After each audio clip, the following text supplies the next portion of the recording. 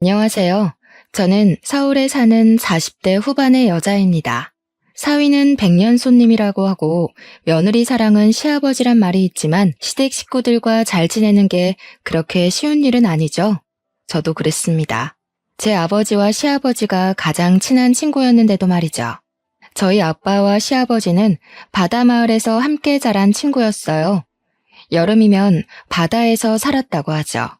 저쪽 편으로 갈 때는 수영해서 건너다니곤 했다고 해요. 원숭이도 나무에서 떨어진다고나 할까요? 한 번은 아빠가 수영을 하다가 다리에 쥐가 나서 죽을 뻔한 적이 있는데 그걸 발견하고 구해준 사람이 저희 시아버지였습니다. 한 번은 시아버지가 잠깐 옆 동네에 간 일이 있었는데 시아버지의 어머니, 그러니까 시할머니가 밭에서 일하다 다리를 접질렸다고 해요. 시할머니를 병원까지 업고 간 것은 마침 시아버지 집에 놀러 갔던 저희 아빠였죠. 두 분은 18살에 함께 서울로 갔습니다. 별별 일을 다 해봤다고 해요. 배달도 하고 공장에도 다니고 열심히 돈을 벌었죠. 공장에 다니면서 같이 야간 학교에 다녀 몇 년 후에는 둘 다 번듯한 곳에 취직도 했고요. 그렇게 어렵게 일하는 도중에 두 분 다 짝을 만나 결혼을 했습니다. 단칸방에서 시작한 신혼생활. 아빠와 시아버지는 가까이 살며 서로 도우며 지냈다고 해요. 시아버지 댁이 먼저 아들을 낳고 저희 아빠는 딸을, 그러니까 저를 낳았어요. 저희 아빠는 어릴 때부터 자기 사업을 하는 게 꿈이었다고 하죠. 회사에서 일하며 얻은 노하우를 활용해 공장을 열었고 운영이 잘 되어서 회사 규모를 늘려나갔습니다.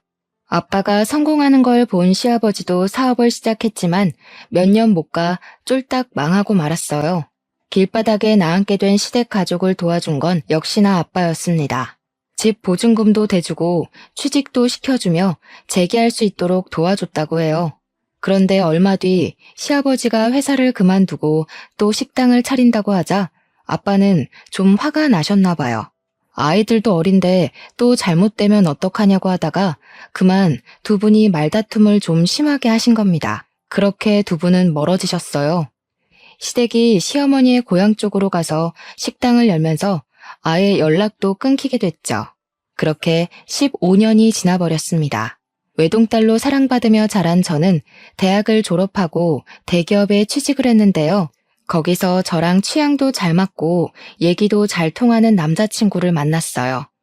처음에는 회사에서 그냥 얼굴이나 알던 사이였는데 오가다 얘기를 나누다 보니 둘 다 와인도 좋아하고 등산도 좋아한다는 걸 알게 됐죠. 같이 산에도 가고 와인도 마시고 하다 보니까 자연히 서로를 좋아하는 마음이 생겨 사귀게 되었죠.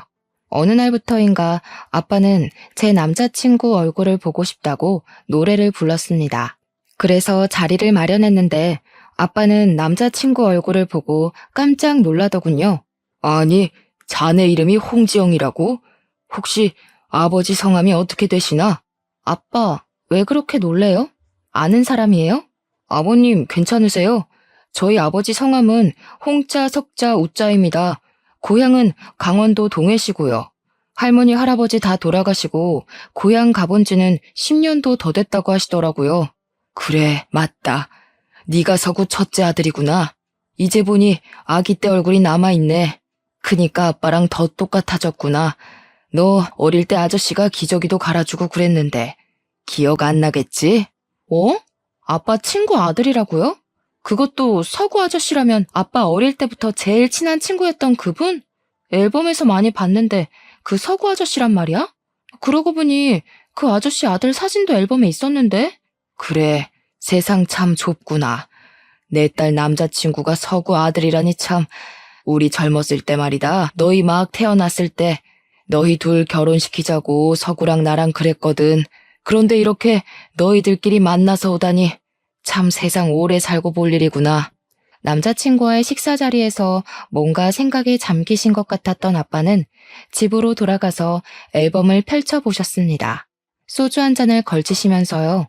아마 옛날 생각이 많이 나신 모양이었어요. 저는 혹시 남자친구랑 저랑 헤어지라고 할까봐 그런 아빠에게 처음에는 별 말씀을 드리지 못했습니다. 아빠, 혹시 서구 아저씨 보고 싶으세요? 요즘 매일 앨범만 들여다보시잖아요. 어떤 일로 서구 아저씨랑 안 좋아지셨는지 여쭤봐도 돼요? 그냥 뭐 별일도 아니었지 뭐. 내가 기분 나쁘게 말을 했어. 서구가 내 생명의 은인인데 말이다. 세령이 너 그거 아냐? 서구 아니었으면 너도 이 세상에 없었을 거다. 그런 서구한테 내가 못되게 말했으니. 남자친구와 저는 둘이서 작당 모의를 했습니다. 아빠와 서구 아저씨를 만나게 하려는 비밀 작전이었죠. 서울에서 매운탕 제일 잘하는 집으로 가자며 남자친구는 서구 아저씨를, 저는 우리 아빠를 모시고 갔습니다. 두 분은 서로를 보시고 한참이나 말씀이 없으셨어요. 넷이서 어색하게 애꿎은 술잔만 들어 올렸는데 술 기운이 얼큰하게 오르자 아빠가 먼저 입을 여셨습니다. 아니, 자네는 그렇다고 그렇게 감쪽같이 사라지는 게 어디 있어? 살았는지 죽었는지 내가 소식은 알아야 될 거 아닌가. 지영이 엄마 고향으로 갔다는 소식만 들었는데 내가 몇 번이나 가볼까 하다가 참았어. 아, 그게 처음에는 자기가 도와줬다고 나한테 유세 부리는 건가 싶어서 자네 말이 하나도 듣기 싫었어. 미안하네. 그런데 시간이 자꾸 지날수록 내가 속이 좁다는 걸 알게 됐어. 그런데 또 어머니 아버지 돌아가시고 고향엔 가기가 싫더라고. 도와준 사람한테 외려 큰 소리를 쳤으니 내가 무슨 면목이 있겠나. 연락을 하고 싶어도 못했지. 아니, 이 사람이 면목은 무슨. 연락을 하고 싶으면 진작 했어야지. 그때 괜히 간섭하고 그러다 또 나한테 신세질 거냐고 기분 나쁘게 해서 내가 미안하지. 자네가 내 생명의 은인인데 그렇게 인연이 끊기니 내가 속이 편했겠어. 이제라도 만나서 다행이네. 그러게 말이야. 우리 다시 만나라고 하늘이 우리 애들을 이어준 것 같지 뭐야. 나야말로 자네 없었으면 여태까지 이렇게 살았겠나. 직장도 집도 없는 나를 살려준 자네한테 그러면 안 되는 건데. 아빠와 서구 아저씨는 서로 손을 부여잡고 눈물을 흘리셨어요. 결국 자리가 끝날 때쯤엔 서로 어깨 동무를 하고서 노래를 부르는 바람에 저희가 혼이 났죠. 남자친구와 저는 창피하다고 아빠들을 말리면서도 흐뭇한 마음에 서로 마주보면서 웃었답니다. 시댁은 시어머니 고향에서 설렁탕 기술을 배워 서울에 와서 설렁탕 집을 열었는데 다행히 식당이 잘 되었다고 해요. 남자친구는 돈 걱정은 없이 살았다고 합니다. 두 아빠는 다시 의기투합했어요. 하루가 멀다 하고 서로 어울리며 같이 낚시를 하러 다니고 매운탕에 소주를 드셨습니다. 두 분이 매운탕에 소주 드시는 걸 워낙 좋아하셔서 저희가 술 좀 안 드시게 그만 만나셔야 할 것 같다고 말릴 정도였죠. 아, 괜찮다. 행복이라는 게 뭐 대단한 게 아니야. 내 소중한 사람들이랑 천년만년 어울리고 맛있는 거 먹으면서 살면 그게 행복이다. 나는 지금 너무 행복하다. 우리 딸은 어려서부터 아빠한테 행복만 주더니 남자친구를 사귈 때도 아빠를 이렇게 기쁘게 하는구나. 세령이가 어릴 때부터 애가 똑 부러지고 얼마나 이뻤어. 우리가 딸이 없으니까 세령이 보고 딸이 너무 이쁘다고 얼마나 부러워했냐. 이렇게 이쁜 딸을 우리 아들이 데려간다니. 정훈이 너 속 좀 상하겠다? 이 자식이 내가 우리 딸을 그렇게 순순히 내줄 것 같아? 우리 딸은 100만금을 줘도 바꾸지 않을 귀한 딸이라고. 딸내미 이쁘다고 시집도 안 보낼 기세네. 결혼해서 이쁜 자식도 낳고 살게 얼른 놔줘라. 세령아, 우리 아들 괜찮은 애다. 내 아들이지만 나보다 훨씬 나은 놈이야. 너희 둘이 잘 맞는다니까 내가 얼마나 기쁜지 밤에 잠이 안 올 정도라니까. 그러지 말고 이참에 결혼하는 게 어떻겠니? 아, 결혼이요? 저희는 아직 준비가 안 됐는데. 아직 26밖에 안 되기도 했고 아빠는 별로 원하시지 않는 것 같은데. 아, 나야 뭐 사실 둘이 그렇게 잘 맞는다는데 어차피 결혼할 거 빨리 하는 것도 나쁘지 않지. 솔직히 내가 보기에도 너희 둘은 천생연분이야. 아주 서로 짝짝꿍이 기가 막히게 맞는다고. 그치, 서구야? 그래. 아주 천생연분이야. 어른들은 딱 보면 알지. 너희들이 준비가 안 됐다는데 밀어붙일 수야 없지만 너희도 결혼 생각이 없는 게 아니라면 굳이 미룰 필요도 없다. 결국 남자친구와 저는 결혼하기로 했습니다. 어른들 말씀대로 생각해보니 미룰 필요가 없더군요. 결혼 준비는 순탄하게 흘러가는 듯 했습니다. 그렇지만 의례 그렇듯 경제적인 문제로 조금 부딪히기 시작했어요. 아무래도 저희 집이 시댁보다는 훨씬 여유가 있기 때문에 저희 집의 도움을 더 많이 받았거든요. 외동딸이 결혼한다는데 저희 아빠는 못 해줄 게 없었죠. 신혼집도 좀 넓은 데로 하고 혼수도 기왕이면 좋은 걸로 하라고 지원을 팍팍 해주었습니다. 아버님, 그렇게까지 안 해주셔도 되는데.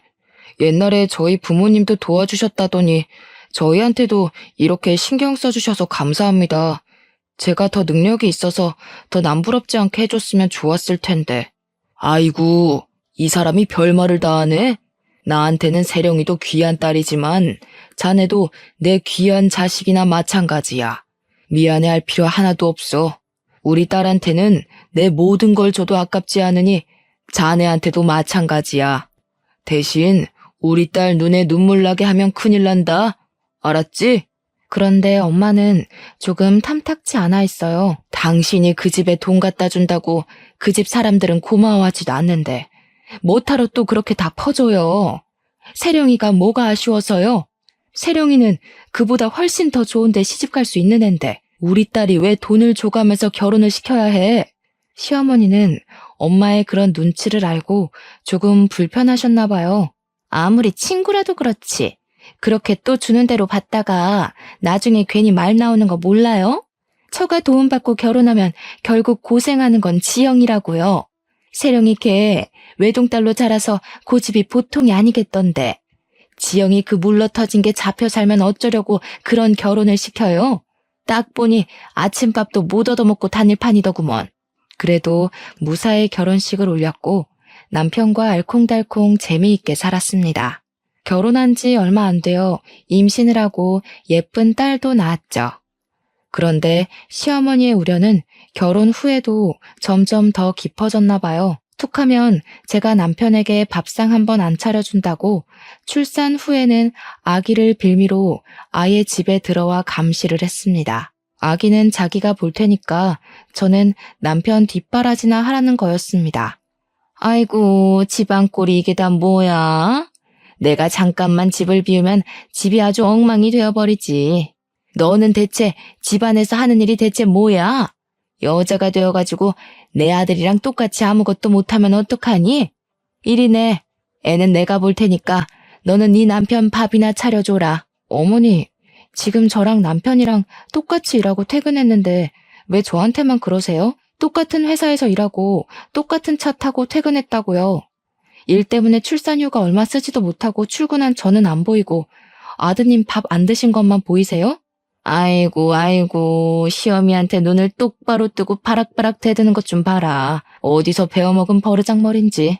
그러게 내가 이런 결혼은 안 된다고 했지. 남편한테 밥 차려주라는 게 뭐가 그렇게 잘못됐어? 친정에 돈 좀 많다고 유세 부리는 것도 아니고 뭔. 아이, 엄마, 그런 거 아니에요. 제가 할 테니까 엄마도 좀 쉬고 계세요. 우리 오면서 뭐 먹어서 배도 안 고파.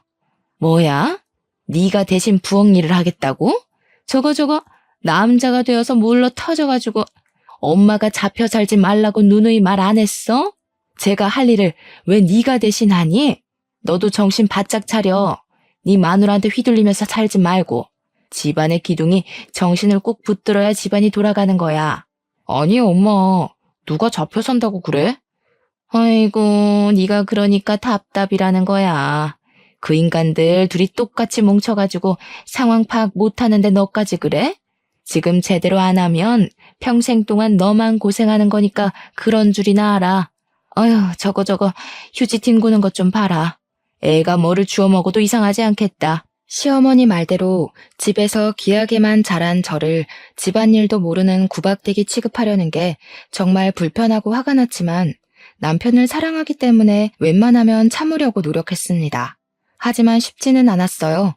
아이가 더 커서 시어머니의 손길이 필요 없어져도 시어머니의 감시는 날이 갈수록 심해졌거든요. 제가 자기 아들을 굶길까봐 늘 노심초사였습니다. 저희 집 강아지가 분리불안이 있어서 저희가 남들보다 먼저 홈캠을 설치해 놓았거든요. 어느 날 시어머니가 자기도 홈캠 영상을 볼 수 있도록 해달라지 않겠어요? 내가 봐야 상황을 빨리빨리 알고 대처를 할 거 아니니. 너희 둘은 어차피 회사에서 밤늦게까지 일하느라 어떻게 하지도 못하지 않니? 시애미가 집안 잘 돌아가는지 봐주겠다는데 무슨 불만이 그리 많으냐 너는? 어머님이 저희 집 영상을 왜 들여다봐요? 그건 사생활 침해라고요. 저희들끼리도 충분히 잘 보고 대처할 수 있어요. 어머니까지 감시하지 않으셔도 된다고요. 감시라니? 내가 도와주겠다는 게 너한테는 감시냐? 하여튼 뭐 하나 고분고분 받아들이는 법이 없어. 너한테는 시댁 어른들이 하는 말이 우습냐? 시애미가 하는 말이 아주 쥐똥으로도 안 들려? 사생활? 너는 뭐가 그렇게 잘났냐? 남편 아침밥 한 번 안 차려주면서 네가 하는 말만 다 옳은 거야? 아침에 먹을 건 시간 되는 대로 먹게 준비가 되어 있잖아요. 저는 아침밥을 안 먹는 체질이고 애랑 남편은 알아서 챙겨 먹고 나간다고요. 무조건 엄마가 해준다고 좋은 게 아니에요. 솔직히 말해서 어머니, 제가 집안일 제대로 하는지 감시하려고 카메라 보신다는 거잖아요. 남편 밥 잘 챙기는지 보려고요. 뭐 이런 게 다 있어 진짜? 네가 그러고도 엄마야?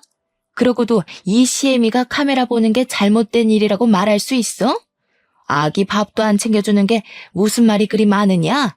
제가 잘났으면 얼마나 잘났다고 저리 유세를 부리는지. 유세를 부리는 게 아니라 합리적으로 하는 거예요. 몸에 좋은 야채 주스랑 슈퍼푸드 먹이는 게 뭐가 잘못됐어요? 그리고 어머니야말로 진짜 왜 그러세요? 왜 똑같이 일하는데 저한테만 밥 안 차린다고 그러시냐고요. 제가 직급도 더 높은 거 모르세요? 이러니까 어머니한텐 카메라를 보게 할 수가 없죠. 참네, 뚫린 입이라고 할 말이 태산이구나, 태산이야. 우리 아들이나 되니까 저리 착해 빠져가지고 데리고 살지. 직급이 더 높아? 참, 그렇게 잘나셔서 제 남편 밥도 못 차려준다 이거야? 아유, 내가 그러게 이 결혼 안 된다고 했건만. 그렇게 시모의 갈등이 더 깊어져만 가고 있었습니다. 그러다 딸이 10살 되었을 때 저는 큰 슬픔을 맞이하게 됐죠. 부모님이 교통사고로 돌아가신 거였습니다. 아빠, 엄마의 죽음은 너무 갑작스러웠습니다. 부모님을 잃은 슬픔은 무엇으로도 위로할 수가 없었어요. 저한테는 전 재산을 다 줄 수 있다던 아빠, 저를 위해서라면 심장이라도 내줄 수 있다던 엄마를 어떻게 보낼 수가 있었겠어요. 저는 우울증에 걸려 힘들어하다 회사도 그만두게 되었습니다. 그렇게 일을 중요하게 생각하던 저였는데 아빠가 없으니 다 소용이 없다는 생각이 드는 거였어요. 방황하던 저를 끄집어낸 건 전부터 품고 있던 꿈이었어요. 남편과 저는 똑같이 나만의 가게를 갖고 싶다는 꿈이 있었죠. 저는 대학 때 아빠 권유로 사두었던 주식이 좀 있었고 그게 꽤 쏠쏠한 자산으로 붙어 있었어요. 우울증으로 힘들어하던 저는 문득 제 꿈을 시도해봐야겠다는 생각을 했습니다. 주식으로 모인 돈을 사업 자금으로 해서 가게의 자리를 알아보고 열심히 연구했죠. 시어머니는 안 그래도 집안일 안 하는 애가 밖으로 돈다며 제가 가게를 차리는 걸 반대했어요. 하지만 저는 비법을 제대로 연구해 돈가스 집을 열었습니다. 가게는 잘 되었어요. 맛도 좋고 인테리어를 잘 해놓으니까 소문이 나서 금방 사람들로 북적이게 되었어요. 제가 가게를 열어 성공하는데 자극을 받은 남편도 얼마 뒤 친구와 동업해서 작은 와인바를 열었습니다. 남편은 와인과 관련된 일을 하고 싶다고 소믈리에 자격증도 따고 꾸준히 준비하고 있었거든요. 사업에 실패한 전적이 있는 시아버지는 남편이 회사 그만두는 걸 절대 반대했지만 그렇다고 사람이 꿈을 접을 수는 없으니까요. 남편 가게는 소소하지만 단골 손님이 늘어가고 있었고 제 돈가스 집도 장사가 잘 되어 금세 넓은 곳으로 가게를 옮겼습니다. 이번에는 인테리어도 더 멋지게 하고 맛도 전보다 더 좋게 하려고 노력했죠. 저는 잠깐이라도 가게를 비우지 못할 정도로 가게 애착을 가지고 늘 청결하게 친절하게 가게를 유지했습니다. 확장 이전한 지 얼마 안 되어 방송도 타게 되었죠. 그리고 저희 돈가스는 홈쇼핑에서도 팔리게 되었습니다. 제 이름을 걸고 말이죠. 돈가스는 날개 돋친 듯 팔려나갔어요. 안 그래도 일 중독 증세가 있었던 저는 눈코 뜰 새 없이 바빠졌습니다. 가게의 홈쇼핑 판매에 하나라도 제가 확인하지 않으면 불안해서 견딜 수 없었죠. 집에 가면 녹초가 되기 일쑤였습니다. 여보, 괜찮아? 어제도 잠도 얼마 못 자고 나가더니 또 이렇게 늦게까지 일을 했네. 조금 쉬엄쉬엄해. 애도 맨날 엄마 보고 싶다고 난리야. 당신은 사장이기도 하지만 우리 딸 엄마이기도 하잖아. 솜이 방에 좀 가보고 쉬더라도 쉬지 그래. 아, 미안해 여보. 나 지금은 진짜 너무 피곤해서 도저히 손가락 하나 까딱할 수가 없어. 이상하네. 요즘 일이 왜 이렇게 많은 거지? 당신이 뭐 하나 그냥 넘기는 법이 없이 끝장을 봐야 성이 풀리니까 그렇게 피곤하지. 소미도 소민데 건강도 챙겨가면서 해야지. 아이고, 술 냄새. 술은 또 왜 이렇게 마셨어? 장인어른이랑 장모님 돌아가시고 힘들어하던 게 일하면서 좀 풀리는가 싶더니 이건 이거대로 힘드네. 당신 나 때문에 힘들어? 미안해. 내가 집안일도 못하고 애도 잘 못 키워서. 그런데 나는 있잖아. 나 사업은 잘한다? 사업은 내 마음대로 할 수가 있거든. 그런데 시어머니는 안 돼. 시어머니랑은 말도 안 통하고. 제가 바쁘니까 초등학생 아이 돌보는 일은 오롯이 남편의 몫이 되었죠. 남편 와인바도 점점 더 안정을 찾아가고 있었어요. 저는 가게가 체인점까지 내게 되어 신경 쓸 일이 더욱 많아졌습니다. 일이 그렇게 많으면 다른 사람한테 좀 맡기고 당신은 애한테도 좀 신경을 써야지. 사람이 그렇게 일만 하면서 살면 어떡해? 내가 집안일 혼자 하는 게 싫어서 하는 말이 아니라 당신 요즘 보면 가족은 안중에도 없는 사람 같아. 혼자 사는 사람 같다고. 이게 맞는 거야? 일을 맡기긴 누구한테 맡겨. 그럴 수 있으면 나야 좋은데 믿고 맡길 사람이 아직은 없어. 당신이야 친구랑 같이 일하니까 잘 모르겠지. 내 어깨에 짐이 얼마나 무거운지. 내가 혼자 사는 사람 같다고? 맞아. 나는 믿을 게 나밖에 없으니까. 당신한텐 정말 미안한데 난 당신처럼 여유롭게 일하는 사람이 아니어서. 내가 여유롭게 일한다고? 말이 또 왜 그렇게 나가? 당신 일하는데 지장 안 주려고 내가 얼마나 노력하는지 몰라서 그래? 그리고 솔직히 말해서 우리가 돈 못 벌면 죽을 정도로 가난한 것도 아닌데 왜 그렇게 돈돈거리는 거야? 저번에 애가 뭐라 그러는지 알아? 애들이 소민의 엄마 얼굴을 본 적이 없는데 소민은 엄마가 있는 게 맞냐고 그랬단다. 당신이 열심히 노력하는 거 나도 알아. 아는데 미안해. 내가 말을 잘못했어. 그런데 나는 이 사업을 제대로 일으켜야지 내가 제대로 숨쉬고 살 수가 있을 것 같아. 그냥 그럴 것 같아. 미안해. 조금만 기다려줘, 여보. 애한테도 내가 잘 얘기할게. 하지만 결국 일이 터지고 말았어요. 저녁에 집에 혼자 있던 딸이 뇌수막염에 걸렸는데 저는 방송 때문에 정신이 없어 연락도 못 받은 거죠. 아이에게 몇 번 전화를 했다가 받지 않자 걱정되는 마음에 집으로 갔던 남편이 허겁지겁 아이를 들쳐업고 병원으로 달려갔다고 해요. 여보, 미안해. 방송하느라 정신이 없어가지고 전화가 오는지도 몰랐네. 소미는 아직도 자고 있네. 당신 많이 놀랐지? 얼굴이 새하얗게 질렸어. 여보, 표정이 왜 그래? 죽는 거 아니래. 치료받으면 된다고. 죽는 거 아니라고? 치료받으면 된다고? 당신은 말이 참 쉽기도 하다. 죽지만 않으면 되는 거야? 정말 그래? 혹시라도 발견 못했으면 어쩔 뻔했어. 앞으로도 이런 일이 또 없으리라는 법이 있냐고. 당신이 그러도 엄마야? 애를 낳아놓고 죽지만 않으면 만사 오케이인 사람이 엄마 자격이 있냐고. 아이를 차에 싣고 가면서 남편은 많이 울었다고 해요. 13살밖에 안 된 아이를 집에 혼자 있게 한 게 미안하고 안쓰럽고 이런 상황에서도 연락이 안 되는 제가 원망스럽고요. 지금은 충분히 이해가 돼요. 하지만 그때는 남편이 쏟아내는 원망, 어린 말들이 저를 가시돋치게 만들었습니다. 그러면 안 됐는데 말이죠. 나는 그동안 노력을 많이 했어. 남편으로서, 아빠로서 부족하지만 최선을 다했다고 생각해.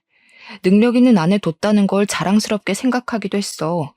애랑 같이 엄마는 집에는 잘 안 들어오지만 엄마들 중에 제일 멋있지 않냐고. 하지만 이건 아닌 것 같아. 너한테는 엄마로서의, 아내로서의 역할이 들어갈 자리가 없어. 결국 이혼 위기가 왔습니다.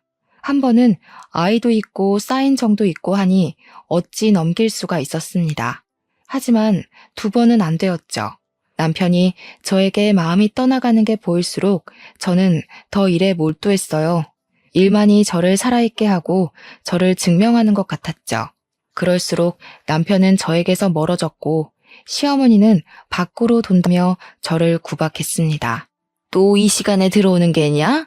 아유, 도대체 여자가 정신을 어디다 팔고 다니는 건지, 애 밥 먹었는지 숙제는 했는지 살필 생각은 안 하고, 네가 돈을 벌면 얼마나 번다고 집안이며 애며 다 내팽겨쳐? 어머니 어떻게 오셨어요? 소미는, 아이고, 어디가 아픈가? 아침까지만 해도 멀쩡했는데 이게 어떻게 된 일이죠? 어머니는 언제부터 와 계신 거예요? 소미가 열나고 기침한다고 지영이가 나더러 가보라고 그래서 왔다. 엄마가 있으면 뭐하니? 애를 위해서 하는 게 하나도 없는데. 내가 그래서 처음부터 알아봤다고 했지?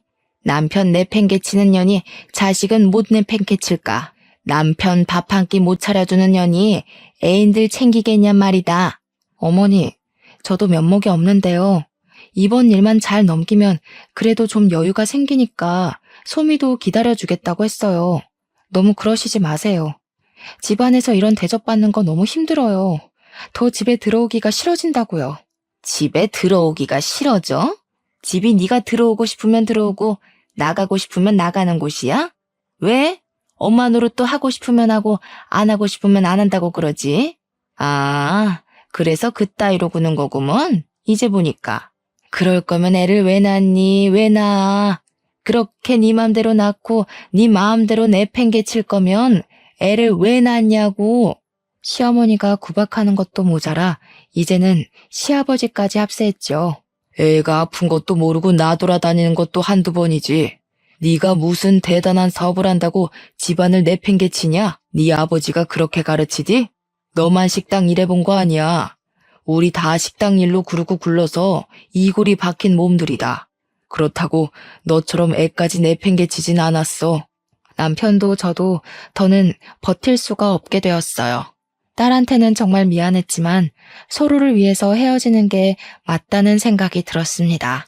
끝끝내 저를 식모 취급하려는 시어머니의 태도도 참을 수 없었고 시아버지까지 합세해 기름을 붓자 저는 도저히 견딜 수가 없게 되었습니다. 결국 딸아이가 중학교 2학년이던 해에 우리는 이혼을 하기로 했어요. 이혼 후 아이는 아빠랑 시댁에서 살게 되었어요. 이혼이 결정되던 날 저는 자고 있는 딸아이 방에 가서 아이의 이마를 쓸어보았습니다. 제가 나쁜 엄마라는 사실이 실감이 났습니다. 이렇게 금쪽 같은 딸이 있는데 난 뭘 찾자고 그토록 밖으로 돌았던 걸까? 하지만 뒤늦은 눈물은 아무 소용이 없었습니다. 저는 죄인이었고 제 죄값을 감당하는 건 오롯이 제 몫이었죠. 제가 할 수 있는 일은 아이가 보고 싶어 할 때 만나는 일뿐이었습니다. 그런데 딸아이는 어느 순간부터인가 엄마를 찾지 않았어요. 사춘기가 와서 그런 것 같아. 엄마 얼굴 보고 싶지 않다고 하더라고. 여태까지 얼굴도 못 보고 살았는데 이제 와서 시간 맞춰 보는 거 웃기다면서 굳이 찾아올 필요 없다고. 조금 시간 지나면 괜찮아질 테니까 너무 신경 쓰지 말고 일이나 열심히 해. 그 말대로 저는 일에 몰두했습니다. 할 일이 있으니 그나마 다행이라고 생각했죠. 그런데 또 일이 터졌습니다. 우리 돈가스에서 벌레 시체가 나왔다는 글이 인터넷에 올라온 거예요. 추락은 순식간에 일어나는 일이더군요. 이미지가 급격하게 나빠지고 매출은 말 그대로 곤두박질을 쳤습니다. 서서히 내려간 게 아니라 그 글이 올라온 시점까지도 상승 곡선을 그리던 매출이 어느 순간 뚝 하고 꺾여버리고 만 것이었죠. 결국 6개월도 안 되어 체인점들이 하나 둘 문을 닫았습니다. 저는 하루아침에 사업을 접게 되었죠. 사업이 망하고 저는 망연자실을 해버렸습니다. 모든 걸 잃었다는 생각에 강하게 사로잡혔어요. 넋이 나간 채 집에서 하루 종일 멍하니 있는 날이 많아졌습니다. 가만히 있으면 아빠 목소리, 엄마 목소리가 어디선가 들려오는 것 같아 집안을 두리번거린 적까지 있을 정도였어요. 우울증이 심해져 방 밖으로 나가지 않고 입맛도 급격히 떨어졌습니다. 그렇게 몇 달이 흘렀을까요? 전 남편에게서 전화가 왔습니다. 우리 딸이 엄마 걱정 많이 하더라. 조금 있으면 애 고등학교 입학식인 거 알지? 엄마가 와줬으면 좋겠다고 자기 입으로 말하더라고. 올 수 있지? 꼭 와야 해. 알았지? 남편의 말에 저는 수화기를 붙잡고 눈물만 흘렀습니다. 딸아이에게 제가 엄마로서 자격이 있었을까요? 하지만 딸이 저를 찾는다는 소리에 몸을 일으키지 않을 수 없었어요. 쏙 들어간 볼을 화장으로 가려 오랜만에 몸단장을 하고 꽃다발을 사들고 딸의 입학식에 갔습니다. 딸은 그새 키가 불쑥 커 있더라고요. 딸을 보자 또 눈물이 나서 저는 멀찍이 서 한참을 눈물을 훔치며 서 있었습니다. 엄마, 엄마, 왜 안 오고 여기 서 있어? 내가 친구들한테 엄마도 올 거라고 자랑했는데. 우리 엄마 얼마나 예쁜지 아냐고. 그러고 보니 정말 예쁘게 하고 왔네. 나 수석 입학이다, 엄마. 나 잘했지? 정말 잘했네. 우리 딸, 우리 이쁜 딸. 더 이뻐졌구나. 엄마가 해준 게 하나도 없는데도 이렇게 잘 커졌구나. 엄마가 미안해. 엄마가 잘못했어. 소미가 필요할 때 옆에 있어주지 못해서. 아이고, 좋은 날 왜 울고 그래요? 울지 말고 이 몸이 상 받는 모습이나 보시라고요. 뚝! 아이고, 이거 살 빠진 것 좀 봐. 내 살을 띄어서 주고 싶구만. 그래가지고 홍소미 엄마 노릇하겠어? 저는 딸의 입학식에서 그렇게 기쁨인지 후회인지 모를 눈물을 한 바가지 흘렸어요. 제가 딸에게 해줄 수 있는 건 많이 없었습니다. 하지만 몸과 마음이 아무리 힘들어도 딸이 부르면 언제라도 달려가려고 애를 썼죠. 그러던 어느 날 이번에는 전 시아버지가 저희 집에 찾아온 게 아니겠어요? 아버님, 어떻게 여기까지 오셨어요? 아이고, 추운데 뭘 또 그렇게 들고 오셨어요. 지금 집안 꼴이 말이 아닌데 들어오세요. 이거 참 또 욕먹겠네. 제가 요즘 이러고 살아요. 괜찮으니까 그냥 앉아라. 네가 속이 멀쩡하겠니? 청소 못하고 살 수도 있지. 그때 뉴스로 소식 듣고 네 걱정 많이 했다. 일 안 하면 죽는 줄 아는 애가 밥이나 잘 먹고 있는지. 소미 말대로 얼굴이 반쪽이 됐네. 그렇게 말라가지고 어떡하려고 그러냐? 엄마가 돼가지고. 저야 뭐 자업자득이죠. 남편이고 딸이고 내팽개치고 일만 하다가 벌 받은 거죠 뭐. 아버님 말씀이 다 맞았어요. 제가 무슨 대단한 일을 한다고 엄마 노릇도 안 하고 그렇게 일에 몰두했는지 지금 생각해보니 저도 잘 이해가 안 되지 뭐예요. 어이구, 부모를 한순간에 잃고 네가 정신이 제정신이었겠니? 마음이 허전한 걸 일로 채우려 그랬던 것을. 정훈이랑 그렇게 되고 네가 힘들어하는 거 알면서 우리가 도움도 못 되어주고. 지금 생각해보니 내가 정훈이한테 면목이 없구나. 그건 그렇고 밥은 먹었냐? 내가 지영이 애미한테 말해서 너 좋아하는 잡채도 해달라 하고 소미가 너 좋아한다고 부침이도 해줬단다. 아니에요, 아버님. 아무리 그래도 제가 그러면 안 되는 거였는데 결국 신기루처럼 사라져버릴 것을 왜 그렇게 집착했나 모르겠어요. 그래도 저 없이 소미 돌봐주셔서 감사해요. 제가 더 면목이 없죠.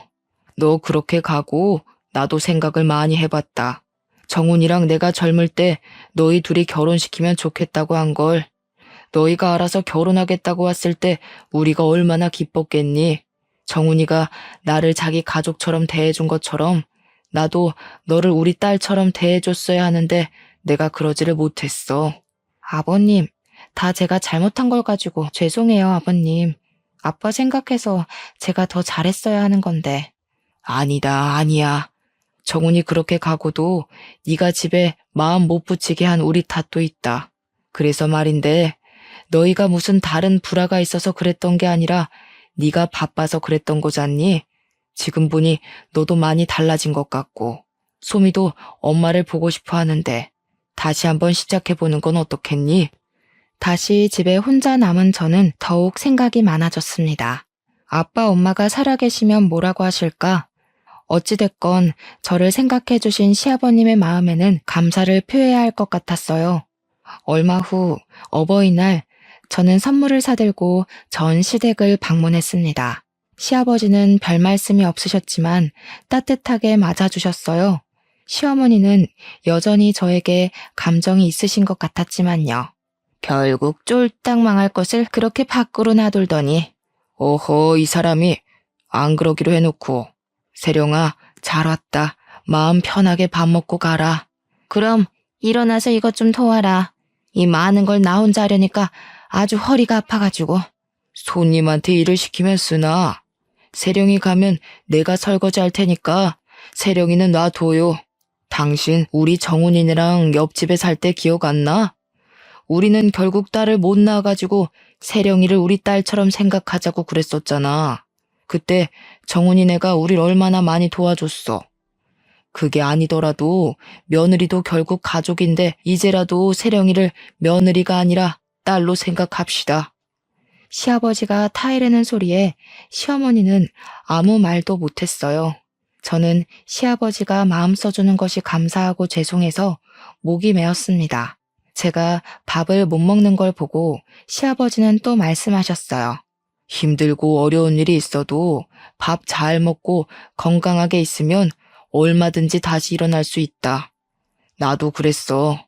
사업 망했을 때는 내 인생 끝난 것 같고 딱 여기서 꺼져버리고 싶었다고. 그런데 그게 아니란 걸 네 아빠가 알려줬다. 사람만 있으면 다시 기회는 온다면서 나한테 손 내밀어주고 용기를 줬어. 그러니까 너도 힘내야 한다. 아빠가 보고 계시잖니. 그 일이 있은 얼마 뒤 저는 딸을 통해 시아버지가 암에 걸렸다는 사실을 전해 듣게 되었습니다. 시아버지는 저를 가족으로 보듬어 주지 못하고 나가게 한 것이 마음에 걸려 암으로 더 아프기 전에 저를 찾아오신 거였어요. 그 사실을 안 저는 시아버지를 찾아가 무릎을 꿇고 울었습니다. 제가 속썩이고 그러지 말았어야 하는데, 제가 조금 더 챙겨드렸어야 했는데, 아버님 말대로 시아버지도 아버지인데, 저는 저희 아버지 어머니 돌아가신 것만 생각했어요. 제가 바보였어요. 아버님, 어떡해요, 아버님? 그 뒤로 저는 시아버지를 제 아버지처럼 간호해 드렸습니다. 이제야 정말 가족이 된 것 같은 기분이었습니다.